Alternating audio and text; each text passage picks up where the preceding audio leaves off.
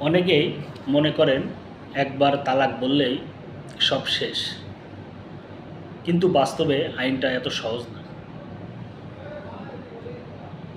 বাংলাদেশে তালাক দেওয়ার জন্য নির্দিষ্ট আইনগত প্রক্রিয়া আছে।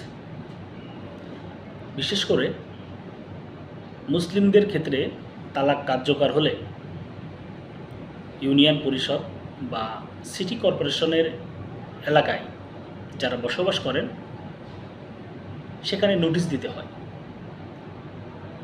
এই নোটিশ দেওয়ার পরই শুরু হয় 90 দিনের একটি সময়।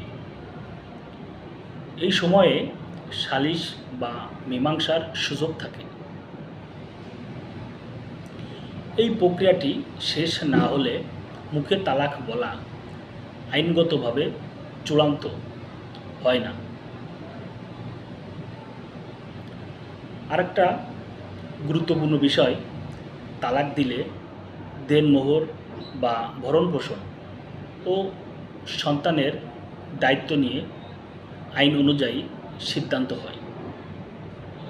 তাই আবেগের বশে নয়, তালাকের আগেই অবশ্যই আইন জানা জরুরি।